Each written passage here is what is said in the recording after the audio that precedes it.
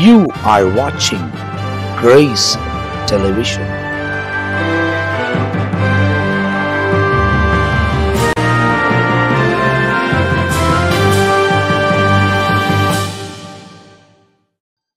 ஆண்டவரும் அருமை இரட்சகராக இயேசு கிறிஸ்துவின் நாமத்தினால் உங்கள் யாவரையும் நாங்கள் அன்போடு கூட வாழ்த்துகிறோம், உங்களை வரவேற்கின்றோம். தேவனுடைய பெரிதான கிருபையால் மீண்டுமாய் சுவிசேஷம் என்ற இன்னொரு பகுதியில் உங்களை சந்திப்பதில் நாங்கள் மிகுந்த மகிழ்ச்சி அடைகிறோம். தொடர்ந்து வேத வசனத்தை உங்களுக்கு படித்து கொடுப்பதில் மிகுந்த சந்தோஷமா இருக்குது. காரணம், உங்களுக்கு போதிக்க தொடர்ச்சியா நாங்களும் ஆராய 5 பேர் உட்கார்றதுனால 5 பேருக்குள்ள தேவன் கொண்டு வருகிற கருத்துக்களை ஒவ்வொருவரும் அறிந்து கொண்டு தொடர்ந்து வசனங்களின் அடிப்படையை தெரிந்து கொள்ள தேவன் உதவி செய்கிறபடியால் நான் கர்த்தரை ஸ்தோத்திரிக்கிறேன். நீங்களும் புரிந்து கொண்டிருப்பீர்கள் என்பதை நான் நிச்சயமா நம்புகிறேன். போன பகுதியில நாம் 11ஆம் அதிகாரம் 30ஆம் வசனம் வரை நாம் தியானித்திருக்கிறோம். இந்த பகுதியில 12ஆம் அதிகாரம் 1ஆம் வசனத்திலிருந்து 8ஆம் வசனம் வரை நம்மத்தில் ரெவரண்ட் மெல்கிசேதேக் அவர்கள் பேசுவார்கள். நாம் வசனத்தை கவனிக்க போகிறோம். தொடர்ச்சியாக இந்த 12ஆம் அதிகாரம், மத்தேயுவின் புஸ்தகம் 12ஆம் அதிகாரத்திலே வசனம் 1லிருந்து 8ஆம் வசனம் வரைக்கும் நாம் தியானிக்க போகிறோம். அதாவது, அக்காலத்தில் இயேசு ஓய்வு நாளில் பயிர் வழியே போனார்கள். அவர்கள் சீஷர்கள் பசியாயிருந்து கதிர்களை கொய்ந்து தின்ன தொடங்கினார்கள். பரிசேயர் அதை கண்டு அவரை நோக்கி, இதோ ஓய்வு நாளில் செய்யத்தகாததை உம்முடைய சீஷர்கள் செய்கிறார்களே என்றார்கள். இங்க நம்ம பார்க்கும் பொழுது இயேசு கிறிஸ்து உபதேசித்து விட்டு அவர் பிரயாணமாய் பயிர் நிலத்தின் வழியாக அவர்கள் போகிறார்கள். அப்படி போகும் பொழுது அவருடைய சீஷர்கள் பசியாயிருந்து கதிர்களை கொய்ந்து தின்ன தொடங்கினார்கள் என்று நாம் பார்க்கிறோம். இது திருடுதல் அல்ல. அவர்கள் பசியா இருக்கும் பொழுது சாப்பிடல. இது தேவனுடைய பிரமாணமாகவும் இருக்கிறது. நீங்க உபாகமம் புஸ்தகம் 23ஆம் அதிகாரத்துல 24, 25 வசனம் வாசிக்கும் பொழுது, The Book of Deuteronomy chapter 23 verse 24 and 25, நீ பிறனுடைய திராட்சை தோட்டத்தில் பிரவேசித்தால் உன் ஆசை தீர திராட்சை பழங்களை திருப்தியாக புசிக்கலாம். உன் கூடையிலே ஒன்றும் எடுத்து கொண்டு போக கூடாது. பிறனுடைய விளைச்சலிலே பிரவேசித்தால் உன் கைகளின் கதிர்களை கொய்யலாம். நீ அந்த விளைச்சலின் அறிவாலை இடரலாக்காது. அதாவது, கல்யாணத்துக்கு போகலாம், எவ்வளவு வேணா சாப்பிடு, எட்டுன்னு போவாத, பண்ணின்னு போவாத. ஆமா, ஏன்னா இப்ப நிறைய அந்த மாதிரி நடக்குது. ஒரு சாப்பாடு போட்டீங்கன்னா கட்டின்னு போயிடுறாங்க. அது பண்ணக்கூடாது. நீ எவ்வளவுனா சாப்பிடுன்ற. ஆமா.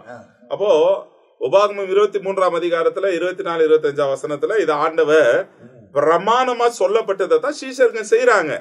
ஏன்னா ஓய்வு நாளின் வழியா பயிர் வழியா அவங்க போகும்போது பசியா இருக்குது, அவங்க கொய்த்து சாப்பிடுறாங்க. அந்த காலத்துல சோளம் இது மாதிரி பயிர்கள் இருக்கும், அதை எடுத்து கொய்ந்து அவங்க சாப்பிடுறாங்க. பரிசேயர் இதை கண்டு, இதோ ஓய்வு நாளில் செய்யத்தகாததை இவர்கள் செய்கிறார்களே என்றார்கள். பரிசேயர் எப்பொழுதுமே கூடவே இருந்து அவங்க செய்வாங்க. அதாவது 20ஆம் அதிகாரம், யாத்திராகமம் 20ஆம் அதிகாரத்துல 8லிருந்து 11 வாசிக்கும் போது ஓய்வு நாள்ல என்னென்னலாம் பண்ணக்கூடாது, சொந்த வேலையை செய்யக்கூடாது, சொந்த பேச்சை பேசக்கூடாது என்றதெல்லாம் இருக்குது. இவங்க இப்போ நியாய பிரமாணத்தையே சுட்டி காட்டி உங்க சீஷர்கள் செய்யத்தகாததை செய்யறாங்களே. அதாவது அவங்க பறித்து புசித்ததை குறித்து சொல்லல, அது ஓய்வு நாள்ல செய்யக்கூடாது, ஓய்வு நாள்ல சாப்பிடக்கூடாதுன்றாங்க அவனுங்க. அப்போ அதற்கு இயேசு, தாவீதும் அவனோடு இருந்தவர்களும் பசியா இருந்த பொழுது செய்ததை நீங்கள் வாசிக்கவில்லையா அப்படின்னு சொல்றார்.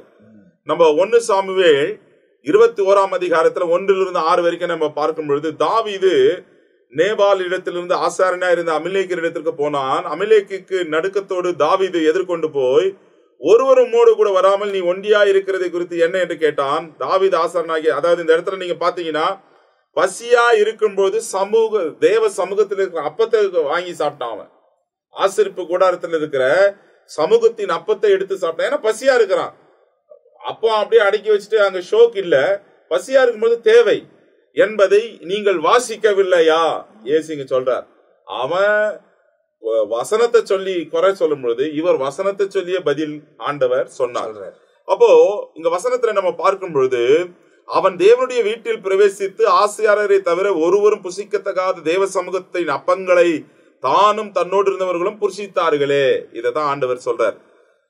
அன்றியும் ஓய்வு நாட்களில் ஆசாரியர்கள் தேவாலயத்தில் ஓய்ந்திராமல் ஓய்வு நாளை வேலை நாளாக்கினாலும் குற்றமில்லாதிருக்கிறார்கள் என்று நீங்கள் வேதத்தில் வாசிக்கவில்லையா? இப்ப பாருங்க, ஆண்டவர் ஓய்வு நாள 6 நாள் தேவன் வானத்தையும் பூமியும் உண்டாக்கிட்டு 7வது நாள் ஆண்டவர் ஓய்ந்திருந்தார். அது ஓய்வு நாள்.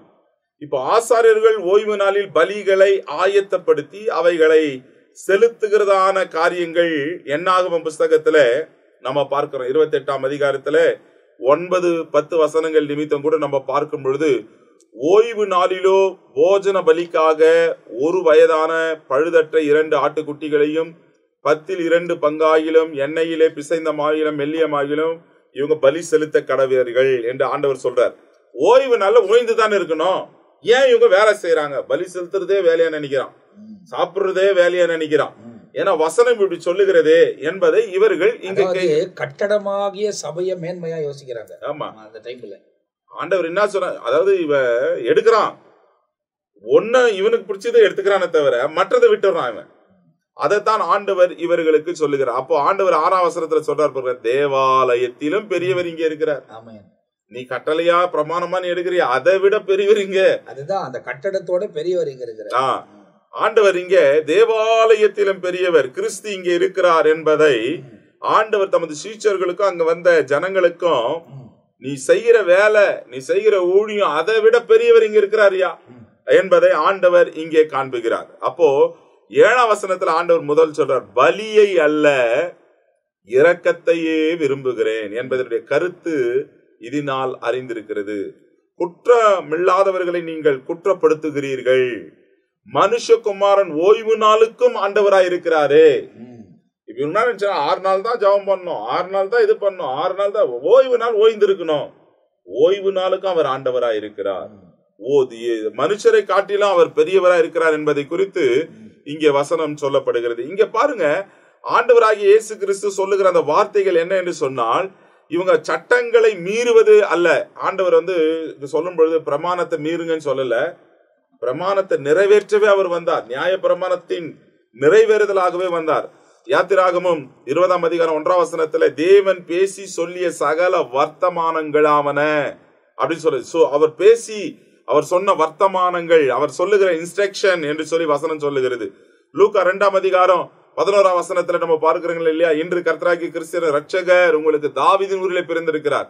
இந்த ரட்சகர் பிறந்திருக்கிறார், தேவன் மாம்சத்துல வெளிப்பட்டிருக்கிறார், அவர்தான் இவர் என்பதை அவர்கள் மறந்து ஓய்வு நாளையே ஹைலைட் பண்றாங்க, ஓய்வு நாளையே தூக்கி வைக்கிறாங்க. அப்படி அல்ல என்று ஆண்டவர் சொல்ற. ரோமர் 10ஆம் அதிகாரத்துல கூட 9-10 நம்ம பார்க்கும் பொழுது என்னவென்றால், கர்த்தராகிய இயேசுவை நீ உன் வாயினால் அறிக்கையிட்டு தேவன் அவரை மரித்தோரிலிருந்து எழுப்பினார் என்று உங்கள் இருதயத்திலே விசுவாசித்தால் ரட்சிக்கப்படுவாய்.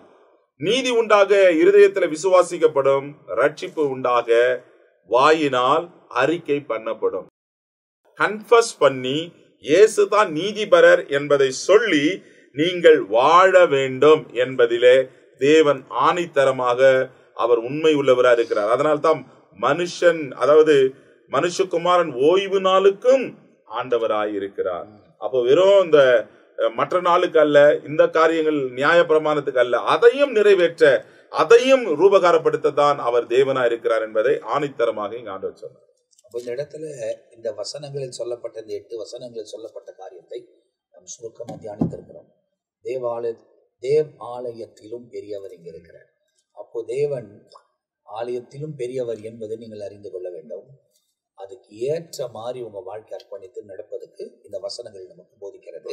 இதன் தொடர்ச்சியாய் 9ஆம் வசனத்திலிருந்து 14ஆம் வசனம் வரை நம்மத்திலே ரெவரண்ட் ஜான் பீட்டர் அவர்கள் விளக்கி சொல்லப்படுகிறார்கள். இப்பொழுது கேட்ட செய்தியின் தொடர்ச்சி தான் கீழே உள்ளதான விவரங்கள். இதுல முக்கியப்படுத்தப்படுகிற விஷயம் என்ன? ஓய்வு நாள் தான். ஓய்வு நாளை தான் முக்கியப்படுத்தி ஒரு செய்தியா கொடுத்து வர்றார். இதுல 9ஆம் வசனத்தில் பார்க்கிறோம், அவர் அவ்விடம் விட்டு போய் அவருடைய ஜெப ஆலயத்தில் பிரவேசித்தார். இது இயேசு கிறிஸ்துவின் ஜெபாலயம் அல்ல. யாருடைய ஜெபாலயம்? பரிசேயருடைய ஜெபாலயம். பரிசேயர். ஆனா இவர் வந்தார், இவர் ஒரு போதகரா இருக்கிறதுனால அங்க போயிட்டு பிரசங்கம் பண்றாரு. ஏன்னா அவரை குறித்து லூக்கா 4:18 சொல்லி இருக்கு, அவர் வந்து வேத வசனங்களை சொல்லக்கூடிய காரியம். அதனால இது அவர்களுடைய அவருக்கு சொந்தமானது. இவர் வந்து போயிட்டு ஜபாலயத்துல பிரவேசித்தார். இப்ப என்ன விஷயம்னா, ஓய்வு நாள்னா ஜபாலயத்தை முக்கியப்படுத்த வேண்டும். ஆராதனை முக்கியம். தேவ பிள்ளைகள் தேவ சமூகத்திற்கு போக வேண்டும். ஆண்டவர் அதை முக்கியப்படுத்தினார். 10வது வசனம், அங்கே சூம்பின கையை உடைய மனுஷன் ஒருவன் இருந்தான். அப்பொழுது அவர் மேல் குற்றம் சாட்டும்படிக்கு, ஓய்வு நாளில் சொஸ்தமாக்குகிறது நியாயமா என்று கேட்டார். கவனிங்க, இன்னும் சுகம் கொடுக்கவே இல்லை. ஒரு அவங்களுக்கு தெரிஞ்சு போச்சு, இவர் சும்மா இருக்க மாட்டார், ஏதாவது பண்ணிக்கிட்டு தான் இருப்பார். இவர் அப்படியே விட்டா அவர் ஏதாவது பண்ணுவார், பிரமாணத்தை மீறி பண்ணுவார்ன்னு சொல்லிட்டு சுகமான பிறகு கேட்கலாம். இன்னும் ஒரு மனுஷன் வேதனையோடு அங்க இருக்கிறார், இவர் வேதனையா மாற்றுறதுக்கு தான் அங்க இருக்கிறாரு. ஆனா அவங்களுக்கு தெரிஞ்சு போச்சு, அவன் மைண்டு, அதாவது இவனை பார்த்தானா சுகமாக்கிடுவாரு. அதனால அப்போ சொல்றாரு ஒருவன், அப்போ குற்றச்சாட்டும்படி, அப்ப அவங்களுடைய நோக்கமே, இவங்க யாரு? ஜெப ஆலயத்தில் தொடர்புள்ளவங்க, ஜெபிக்கிற இடத்துல இருக்கிறவங்க, தேவனோடு இருக்கிறவங்க. அவங்க பார்வை பாருங்க, அவங்க பேச்சு பாருங்க, குற்றம் சாட்டும் கூட முடியாது. அதாவது ஒருத்தனுக்கு சுகம் கொடுப்பதுக்கு முன்பதாகவே கேள்வி எழுப்ப ஆரம்பிச்சாங்க. கேள்வி எழுப்புறாங்க. அதுக்கு முன்னாடியே அவங்களுடைய மனசு குழம்பி போய் கிடக்கு. ஏன் தெரியுமா? இவங்களால முடியாது, இவங்க யாருக்கும் ஹெல்ப் பண்றது இல்லை, எல்லாம் இருக்கும், சகலமும் இவங்களுக்கு இருக்கு. இவங்க வாங்குறவங்க, கொடுக்க மாட்டாங்க. ஆனா இவர் வாங்குகிறவர் அல்ல, கொடுப்பதற்காகவே வந்தவர். வாங்குறவன் கைய நீட்டிக்கிட்டு தான் இருப்பான், கொடுக்கிறவங்க. அப்ப கொடுக்கிறவங்க தான் ஏதாவது ஒண்ணு கொடுக்கணும்னு ஆசை இருக்கும், அதுதான் அங்க நடக்குது. சரி, குற்றப்படுத்துறாங்க. ஓய்வு நாளில் சுஸ்தமாக்குகிறது நியாயமா? யாருகிட்ட கேட்கிறாங்க? நேரடியாக. சும்மா விடுவாரா? சீஷர்கிட்ட கேட்டாங்கன்னா அவர் சொல்ற விதம் வேற, போயிட்டு சீஷர்கிட்ட சொல்லுவாங்க. நேரடியாவே கேட்கிறாங்க, துணிச்சல் தானே. நேரடியா கேட்கிறாங்க, அவங்க முகத்துல அடிக்கிற போல. ஆண்டவர் சொல்றாரு 11ஆம் வசனத்துல, அதற்கு அவர், உங்களில் எந்த மனுஷனுக்காவது ஒரு ஆடு இருந்து அது ஓய்வு நாளில் குழியிலே விழுந்தால் அதை பிடித்து தூக்கிவிட மாட்டானோ? இயேசு கிறிஸ்து ஒன்னும் ஓய்வு நாளை மீறுறவர் இல்லை. ஏன்னா பிரமாணத்தை கொடுத்தவரே பிரமாணத்தை மீற மாட்டார். சட்டத்தை இயற்றியவரே சட்டத்தை மீறி நடக்க மாட்டார். ஆனா அங்க சட்டம் என்ன? ஓய்வு நாள். ஓய்வு நாளுக்கும் ஆண்டவராய் இருக்கிறார். மேல வசனம் இருக்கு, 8ஆம் வசனத்துல, மனுஷகுமாரன் ஓய்வு நாளுக்கும் ஆண்டவராய் இருக்கிறார். அப்ப அந்த ஓய்வு நாள் அவர் மீறல. ஆனா ஓய்வு நாள்ல ஒருத்தவனுக்கு பசி எடுக்குது, சாப்பாடு கொடுக்கறது இல்லையா? கீழே விழுந்துட்டான், அவனை தூக்கி விடுறது இல்லையா? அதுக்குதான் சொல்றாரு, இங்க பாருப்பா, அவங்க வலி அவங்களுக்கு தான் தெரியும். இவன் வலியோட ஒருத்தவன் துடிக்கிறான். அதுக்குதான் என்ன சொல்றாரு, ஓம் பிள்ளை அல்லது ஓம் மனைவி அல்லது உங்க வீட்டுல உள்ளவங்களுக்கு உனக்கு அந்த வலி வந்ததுன்னா நீ என்ன பண்ணுவ? அதுக்குதான் ஒரு உதாரணம் கொடுக்கிறாரு. ஒரு ஆடு, யாருக்காவது ஒருத்தவனுக்கு ஒரு ஆடு இருந்ததுன்னா குழியில விழுந்துச்சு, அதை பிடிச்சு தூக்கி விடுவானா தூக்கி விட மாட்டானா? கேள்வி கேட்கல, கொஸ்டினோட வைக்கிறாரு. அவங்க தான் துணிச்சலா வந்து பேசுவாங்க. கொஞ்சம் தெளிவா இருக்கிறவங்க குழப்பத்துக்கு பேச மாட்டாங்க. அத கொஞ்சம் அந்த பிரச்சனையை விட்டு வெளியே கொண்டு வர முயற்சி பண்ணுவாங்க. இப்ப இந்த இடத்துல ஆண்டவர், அவர் ஞானம் உள்ள தெய்வம், தகுந்த நேரத்தில் சரியான வார்த்தை சொல்லி யாரும் தடுமாறாம நல்ல சத்திய வழியில் நடத்தணும்னு அவர் இந்த உதாரணத்தை கையாளுகிறார். ஏன்னா அவருக்கு தெரியுது, ஓய்வு நாள்ல குழியில விழுந்தால் நாளை மட்டும் முக்கியப்படுத்துறீங்க, அந்த நாளுக்கு உட்பட்டு ஒரு மனுஷன் ஜீவன் போய்கிட்டு இருக்கு, ஆத்துமா, அதை குறித்த உங்களுக்கு அக்கறை இல்லையா? உயிரை பற்றி உங்களுக்கு அக்கறை இல்லை, ஆனா அந்த நாள் தான் முக்கியம். நிறைய பேர் தேவையில்லாததை பிடிச்சிக்கிட்டு பேசிக்கிட்டு இருப்பாங்க. ஆனா ஜீவன் முக்கியம். அதுக்குதான் சொல்றாரு, தூக்கி விட மாட்டானோ. 12, ஆட்டை பார்க்கிலும் மனுஷனானவன் எவ்வளவு விசேஷித்தவனாய் இருக்கிறார். ஆட்டை விட, ஆடு செத்து போகும், ஆடு விழுந்தா அதை சாப்பிடுறதுக்கு யூஸ் பண்ணுவான், அதை தூக்கி போடுவான். ஆனா ஆட்டை பார்க்கிலும் மனுஷன், ஏன்னா ஆவி ஆத்துமா சரீரம் என்ற அழியாத ஒரு நிலையோடு உண்டாக்கப்பட்டவன். அவனுக்கு நன்மை செய்யறது என்ன தப்பா? தேவனுடைய சாயலாய் உருவாக்கப்பட்டவன். அவனுக்கு நன்மை செய்வது நியாயம்தானே சொல்லிட்டு தான் சொல்றாரு. இப்பதான் செய்யறாரு. முதல்ல சுத்தமா சுகம் கொடுக்கறதுக்கு முன்னாடியே விரல் நின்றுட்டுனவன், டேய் என் வேலை அதுதான்ப்பா, நான் குழப்பம் பண்ண வந்தவன் இல்ல, நான் நல்லது செய்ய வந்தேன், அதை தான் செய்வேன் சொல்லிட்டு பின்பு அந்த மனுஷனை நோக்கி உன் கையை நீட்டுப்பா என்றார். அவன் நீட்டினான், மறு கையை போல சுத்தமாயிற்று. அப்புறம் அவங்க வேலையை செய்ய ஆரம்பிச்சாங்க. நல்லது செஞ்சாங்க. ஆண்டவர் உடனே கொலை செய்ய தீர்மானிக்கிறாங்க. அதனால நாம் தேவன் நாளை விட அங்க இருக்கக்கூடிய சில முக்கிய மனுஷனுடைய உணர்வுகள் முக்கியம். அதனால குற்றப்படுத்திக்கிட்டு அலையாதீங்க, நன்மை செய்ய முயற்சி பண்ணுங்க. என் இயேசு நல்லது செய்ய வந்தார், உங்களுக்கும் செய்வார். உண்மையை புரிந்து கொண்டு வளருங்கள், வாழுங்கள், இயேசுவை பிடித்து கொள்ளுங்க. இந்த இடத்துல பரிசேயர்கள் கேள்வி எழுப்புகிறார்கள். அவர்களுக்கு பதிலை கொடுக்கிறார். பதிலை கொடுத்து மாத்திரம் இல்லாமல் சும்பின கை உள்ள ஒருவனை ஆண்டவர் சொஸ்தமாக்குகிறார். சொஸ்தமாக்கின உடனே அவரை கொலை செய்ய வகை தேடினார்கள் என்று எழுதப்பட்டிருக்குது. அப்போ ஆண்டவர் ரொம்ப விளக்கமா சில காரியங்களை அவங்களுக்கு போதிக்கிறதை வேதத்தில் எழுதப்பட்டிருக்கு. ஒரு ஆடு அன்னைக்கு, அதாவது ஓய்வு நாள் அன்று, ஒரு ஆடு ஓய்வு நாளில் குழியில விழப்பட்டால் அதை நீங்க தூக்கி விட மாட்டீங்களா? அப்போ மனிதர்கள் அதை பார்க்கல மேலானவர்கள் அல்லவா? அவர்களுக்கு அந்த ஓய்வு நாளிலே ஏதாவது பிரச்சனைனா அவங்களுக்கு நம்ம சுகமாக்க கூடாதா, இல்ல அவங்கள உயிர்ப்பிக்க கூடாதா என்ற ஒரு வார்த்தையை வைத்து ஆண்டவர் அவங்களோடு கூட பேசுகிறார். அதன் காரியங்களை இப்போது நாம் கவனித்துக் கொண்டிருந்தோம். இதன் தொடர்ச்சியாக 15ஆம் வசனத்திலிருந்து 21ஆம் வசனம் வரை தேவன் ஒரு குறிப்பிட்ட சம்பவத்தை சொல்லுகிறார். இதுல ஏசாயா தீர்க்க தரிசனம் புத்தகமும் அடங்கியிருக்கிறது. ஒரு தீர்க்க தரிசனத்தின் நிறைவேறுதலை இங்க பார்க்க முடியும். இதை குறித்து நம்ம ரெவரண்ட் ஜெயக்குமார் அவர்கள் பேசுவார். கர்த்தருடைய நாமம் மகிமைப்படுவதாக. மத்தேயின் புத்தகம் 12ஆம் அதிகாரத்திலிருந்து நாம் தியானித்து கொண்டு வருகிறோம். இதை நாம் முழுவதுமாக தியானித்து பார்க்கும் பொழுது ஆண்டவராகிய இயேசு கிறிஸ்துவும் பரிசேயர்களும் செய்கிறதான கேள்விகள், இயேசுவை பார்த்து பல கேள்விகள் கேட்கிறார்கள். இயேசுவை பரிசேயர்கள் இயேசுவை கொலை செய்யும்படியாக திட்டம் தீட்டுகிறார்கள். பரிசேயர்கள் இயேசுக்கு ஒரு பேரை வைக்கிறாங்க, இவர் பிசாசுகளை துரத்துகிறபடினாலே பிசாசுகளுடைய தலைவன் என்று சொல்லி இவருக்கு பல ரீதியிலே பல கேள்விகளை கேட்டு கொலை செய்கிற அளவுக்கு இவர்கள் திட்டம் தீட்டுகிறார்கள்.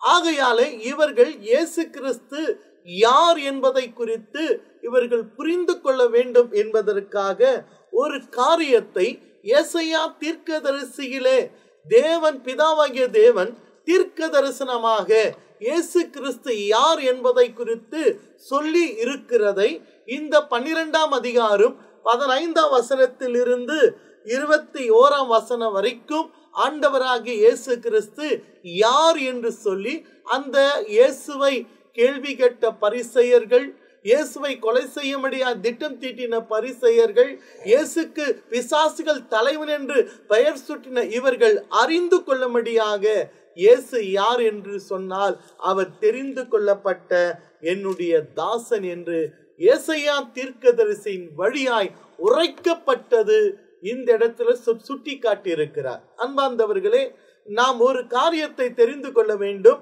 நாம் கரத்தில் இருக்கிற வேதமாகப்பட்டது 3 பிரிவுகளாக நாம் தெரிந்திருக்க வேண்டும். ஆதாமிலிருந்து மோசே வரைக்கும் முற்பிதாக்களின் பிரமாணம்.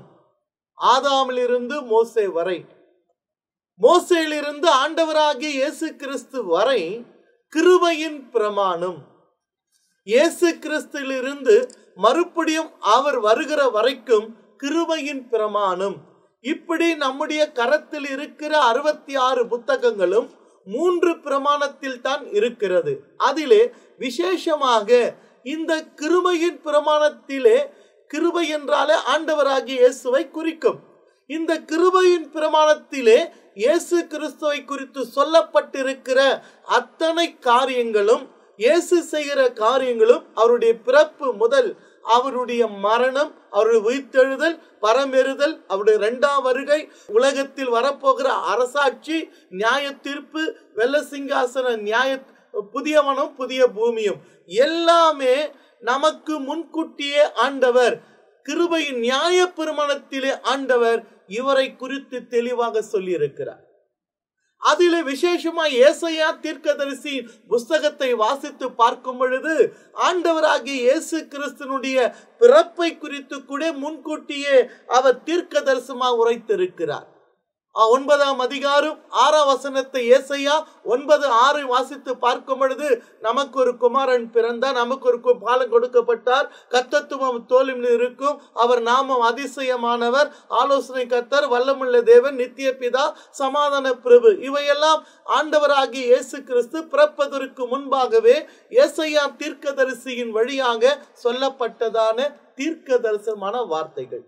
அது மாத்திரமல்ல, ஏசாயாவின் புஸ்தகத்தை முழுவதுமாய் வாசித்து பாருங்கள். முற்றிலும் ஆண்டவராகிய இயேசு கிறிஸ்துனுடைய பிறப்பில் இருந்து அவருடைய வருகை மட்டும் தெளிவாக நமக்கு எடுத்துரைத்திருக்கும். அதிலே இந்த பகுதியிலே இயேசுக்கு விரோதமாக கேள்வி கேட்டதான பரிசேயர்களுக்கு, இயேசுவை கொலை செய்யும்படியாய் திட்டம் தீட்டினதான பரிசேயர்களுக்கு, இயேசுக்கு ஒரு பேரை வச்சாங்க, பிசாசுகளின் தலைவன் என்று சொல்லி அவங்க பேரு வச்ச இந்த பரிசேயர்களுக்கு இயேசு யார் என்றால் தெரிந்து கொள்ளப்பட்ட தாசன் என்ற ஒரு வார்த்தை உங்களுக்கு தெரிந்திருக்க வேண்டும். ஏன்னா இவங்களாம் ஏசாயா தீர்க்க புத்தகத்தை படிக்கிறவர்கள், தியானிக்கிறவர்கள்.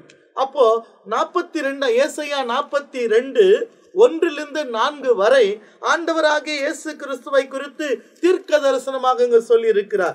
42 1-4 வரை, இதோ நான் ஆதரிக்கிற என் தாசன், நான் தெரிந்து கொண்டவரும் என் ஆத்துமாவுக்கு பிரியமானவரும் இவரே, என் ஆவியை அவர் மேல் அமர பண்ணினேன், அவர் புறஜாதிகளுக்கு நியாயத்தை வெளிப்படுத்துவார், அவர் கூக்குரல் இட மாட்டார், தம்முடைய சத்தத்தை உயர்த்தவும் அதை வீதியிலே கேட்க பண்ணவும் மாட்டார், அவர் நெறிந்த நாணலை முறியாமலும் மங்கி எறிகிற திரியை அணையாமலும் நியாயத்தை உண்மையாக வெளிப்படுத்துவார், அவர் நியாயத்தை பூமியிலே நிலைப்படுத்த மட்டும் இலகரிப்பதும் இல்லை, பதறுவதும் இல்லை, அவருடைய வேதத்துக்கு தீர்வு காத்திருக்கும்.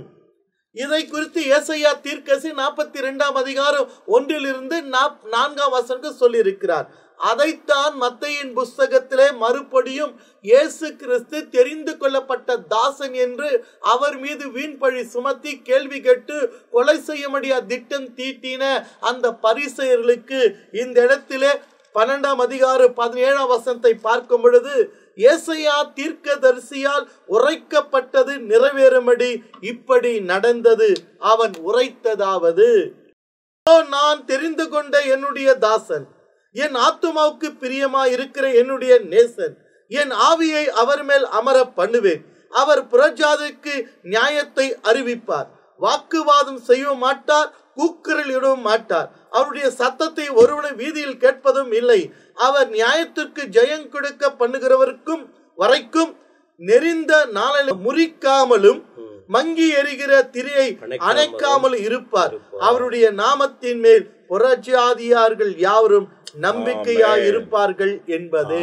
இயேசு கிறிஸ்துக்கு விரோதமாய் செயல்பட்டவர்கள், கொலை செய்யும்படியாய் குற்றப்படுத்தும்படியாய் பிசாசு தலைவில் என்று பெயர் சுட்டினவங்கள் இயேசு கிறிஸ்து வேற யாரில்லப்பா, ஏற்கனவே தீர்க்கதரிசி ஆகிய ஏசாயா தீர்க்கதரிசின் வழியாக சொல்லப்பட்டவர் தான் இவர். இவர் செய்கிற காரியம் எல்லாம் பிதாவினுடைய திட்டத்தின்படி தான் செய்கிறார் என்று அவர்களும் புறஜாதிகளும் அறிந்து கொள்ளும்படியாக இந்த இடத்திலே இயேசு கிறிஸ்து தெரிந்து கொள்ளப்பட்ட தாசன் என்று அந்த கேள்வி கேட்டு அறிந்து கொள்ளும்படியாய் சொல்லப்பட்டதான ஒரு சத்தியம். இப்போ இந்த இடத்துல பார்த்தீங்கன்னா, போன முறை ஜான் பீட்டர் ஐயா பேசும்போது அவரை கொலை செய்ய வகை தேடினார்கள். அடுத்த வசனமே சொல்லுது, அவர் அதை அறிந்து கொண்டார். அறிந்து கொண்டு இடத்தை விட்டு அவர் விலகி போனார். அநேகர் அவரை பின்பற்றி கொண்டு போகிறார்கள். பின்பற்றி கொண்டு போகும்போது அந்த இடத்துல தீர்க்கதரிசி ஏசாயானால சொல்லப்பட்ட வசனங்கள் நிறைவேறப்படும். அப்படி நடந்தது. ஆனா அந்த இடத்துல எப்படி முடிக்கிறாருன்னா, புற ஜாதிகள் அவரை நம்பும்படி, அதாவது தன் ஜனங்கள் நம்பவில்லையானாலும் புற ஜாதிகள் அவரை நம்பினார்கள். திரளான புற ஜாதிகள் அவருக்கு பின்பதாய் கடந்து சென்றார்கள் என்பதை நாம் இந்த வசனங்களில் அறிந்து கொள்கிறோம்.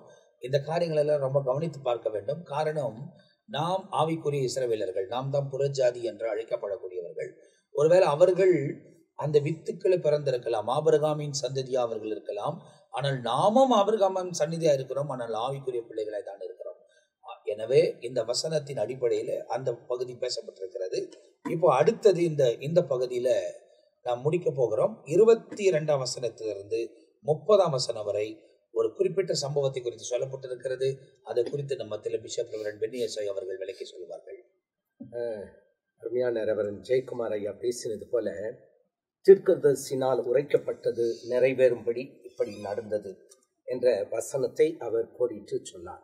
உண்மையாகவே இந்த ஆண்டவராக இயேசு கிறிஸ்து செய்கிற எல்லா ஊழியங்களும் பார்க்கும்போது தீர்க்கதரிசிகளால் உரைக்கப்பட்ட காரியங்கள் தான் நடந்து கொண்டிருக்கிறது. அதிலே குறிப்பாக இப்போது சொல்ல வேண்டும் என்றால் 22வது வசனத்தை பார்க்கும்போது, அப்போது பிசாசு பிடித்த குருடும் ஊமையுமான ஒருவன் அவனிடத்தில் கொண்டு வரப்பட்டான். அப்போ குருடும் ஊமையுமானவன் பேசவும் காணத்தக்கதாய் அவனை சொசமாக்கினார் அப்படின்னு இருக்கு. அநேக இடங்களிலே நான் பார்த்திருக்கிறேன், செவிடும் ஊமையும் பார்த்திருக்கிறேன். அநேக இடங்களிலே அது இருக்கிறது. ஆனால் இதுவரையிலும் குருடும் ஊமையை நான் பார்க்கவில்லை. ஆனா இங்க வந்த அந்த வியாதியஸ்தனை குறித்து சொல்ல வேண்டும் என்றால், இந்த பலவீனம் உள்ள இந்த மனிதனை குறித்து சொல்ல வேண்டும் என்று சொன்னால், ஒரு வித்தியாசமான அனுபவம். என்னன்னு கேட்டா, கண் பார்வையும் இல்லை, அதே நேரத்தில் பார்க்கும்போது செவிடு, ஊமை, 3 குறைகள் அந்த இடத்துல இருக்கிறது. அதாவது இன்றைக்கு பார்க்கும்போது 3 வித்தியாசமான அனுபவங்கள். ENT அங்கதான் இருக்கு. அப்போ குருடு, அதோ கண், காது, மூக்கு அப்படின்னு இருக்கு. சரி, நம்ம வாய் பேசல, காது கேட்கல, கண்ணு பார்க்க முடியல. அப்போ இந்த இடத்துல கொண்டு வரப்பட்ட பிறகு ஆண்டவர் அவனை சுகப்படுத்தினார் என்று சொல்லி வசனத்திலே வாசிக்கிறோம். ஏசாயா தீர்க்கதரிசி புத்தகம் 29வது அதிகாரம் 18வது வசனத்தை வாசித்து பார்க்கலாம். ஏசாயா 29வது அதிகாரம் 18வது வசனம். காலத்திலே செவிடர் புஸ்தகத்தின் வசனங்களை கேட்பார்கள், செவிடர்கள் கேட்பார்கள். அடுத்து குருடரின் கண்கள் இருளுக்கும் அந்தகாரத்துக்கும் நீங்களாகி பார்வை அடையவும் சிறுமையானவர்கள் கர்த்தருக்குள் மிகவும் மகிழ்ந்து மனுஷரில் எளிமையானவர்கள் இஸ்ரவேலின் பரிசுத்தருக்குள் களி கூறுவார்கள். ஆமென். அப்போ இந்த வசனத்தின்படி பார்த்தா, இங்க தீர்க்க தரிசனமா ஏற்கனவே ஏசாயா என்ன பண்ணியிருக்காரு, சொல்லி இருக்கிற சம்பவங்கள் தான் இங்கே நிறைவேறுகிறதாக நாம் வசனத்திலே வாசிக்கிறோம். அது மட்டுமல்லாதபடிக்கு இன்னும் கூட இன்னொரு வசனத்தை வாசிக்கலாம். ஏசாயா 35வது அதிகாரம் 5-6 வசனத்தை வாசிக்கும் போது, ஏசாயா 35:5-6 வசனங்கள். அப்பொழுது குருடரின் கண்கள் திறக்கப்பட்டு செவிடரின் செவிகள் திறவுண்டு போம். அப்பொழுது முடவன் மானை போல் குதிப்பான், ஊமையன் நாவும் கம்பீரிக்கும், வனாந்தரத்திலே தண்ணீர்களும் கடு வெளியிலே ஆறுகளும் பாய்ந்தோடும். அப்போ இந்த வசனத்தின்படி பார்த்தால் கண்கள் என்ன செய்யப்படுகிறதாம், திறக்கப்படுகிறதாம். செவிகள் திறவுண்டு போகும். அதே நேரத்துல முடவன் மானை போல துள்ளுவான், ஊமையின் நாவு என்ன செய்யும், கம்பீரிக்கும் என்று அங்கே சொல்லப்பட்டிருக்கிறது. அப்போ அங்கே ஆண்டவராக இயேசு இடத்திலே கொண்டு வரப்பட்டதான அந்த பிசாசு பிடித்த மனிதனுக்கு கண் பார்வை இல்லை, வாய் பேச முடியவில்லை, செவிகள் திறக்கப்படவில்லை. ஆனா ஏசாயா தீர்க்கதரிசி புத்தகம் 35வது அதிகாரம் 5-6 வசனத்துல பார்க்கும்போது இவைகள் நடக்கும் என்று ஏற்கனவே தீர்க்கதரிசனமாய் சொல்லப்பட்ட அந்த வார்த்தை இங்கே நிறைவேறுகிறதாக பார்க்கிறோம். அப்போ அடுத்த ஒரு கேள்வி, ஆண்டவர் ஏன் இதை திறக்கிறாரு என்பது ஒரு கேள்விக்குறி. சங்கீதம் 51வது சங்கீதத்தை எடுத்துக்கொண்டால் தாவீது இப்படியாய் பாடுகிறார். ஒரு பாவ சங்கீர்த்தனமாய் அல்லது பாவ அறிக்கையாய் ஆண்டவர் அந்த தாவீது சொல்லுகிறதை பார்க்கும்போது ஆண்டவர் ஏன் பேச வைக்கிறாரு அப்படின்னு சொன்னா, தாவீதுடைய அனுபவம் என்ன? ஆண்டவரே, என் உதடுகளை திறந்தருளும், அப்பொழுது என் வாய் உம்முடைய புகழை அறிவிக்கும். இன்றைக்கு அநேக நேரங்களிலே அற்புதங்கள் நடந்த உடனே ஆண்டவர் சொல்லுவாரு, நீ யார்கிட்டயும் போய் சொல்லாத அப்படின்னு. ஆனா இவங்க போயிட்டு என்ன செய்வாங்க? பிரசாபப்படுத்துவார்கள். அப்போ தேவன் விடுவிக்கிறதுக்கு காரணம் என்ன? நம்முடைய வாழ்க்கையில அற்புதங்களை செய்வதற்கு ஒரு காரணம் இருக்கு. அப்போ என் உதடுகளை திறந்தாலும் அப்போது என் வாய் உம்முடைய புகழை அறிவிக்கும். இப்போ அற்புதம் நடக்கிறதுக்கு காரணம் என்ன? நான் பரிசுத்தராய் இருக்கிறதுனால அற்புதம் நடக்குதுன்னு சொல்லக்கூடாது. நம்முடைய வாழ்க்கையில அற்புதங்கள் நடந்தால் அவருடைய புகழை சொல்லணும். ஒண்ணு. ரெண்டாவது, அற்புதம் நடந்தா நான் பாவி என்று ஒத்துக்கொள்ள வேண்டும். இப்போ உதாரணமா சொன்னோம்னாக்கா, பேதுரு இருக்கிறார். அவருடைய படைகளை மீன்கள் அதிகமாய் வரும்படியாய் ஒரு அற்புதம் நடந்தது நமக்கு நல்லா தெரியும். அப்போ பேதுரு என்ன சொன்னாரு? ஆண்டவரே, நான் பாவியான மனிதன் என்று ஒத்துக்கொண்டார். அப்போ அற்புதம் நடக்கிறதுக்கு காரணம் என்னன்னு கேட்டா, நாம் பாவி என்று ஒத்துக்கொள்ள வேண்டும். அடுத்தபடியாக பேதுருடைய மாமியின் ஜுரத்தை ஆண்டவர் நீக்கினார் என்றால், அந்த ஜுரம் நீங்கின பிறகு அவள் எழுந்து என்ன செய்தாள்? பணிவிடை செய்தாள். அப்போ அற்புதம் நடந்த பிறகு நாம் சில காரியங்களை நம்முடைய வாழ்க்கையில சாதிக்க வேண்டும். இங்க என்ன செய்யணும்? அங்க வாயை திறந்த உடனே அவருடைய புகழை என்ன செய்து அறிவிக்கிறார்களா? அறிவிப்பேன் என்று சொல்லுகிறார். அற்புதம் நடந்த பிறகு நான் பாவி என்று ஒத்துக்கொள்ளுகிறார்கள். அப்போ இங்க என்ன நடந்ததுன்னு கேட்டா, அற்புதம் நடந்த உடனே ஜனங்கள் எல்லோரும் ஆச்சரியப்பட்டு தாவீதின் குமாரன் இவர்தானோ என்றார்கள். அப்ப என்னாச்சு? ஆண்டவர் யார் என்பதை ஓரளவுக்கு என்ன செய்தாங்க? புரிந்து கொண்டதாக பார்க்கிறோம். நம்முடைய வாழ்க்கையிலும் கூட ஆண்டவர் யார் என்பதை சற்றே நாம் புரிந்து கொள்ள வேண்டும். கடைசியாய் ஒரு சம்பவத்தை மட்டுமே சொல்லி முடிக்க ஆசைப்படுகிறேன்.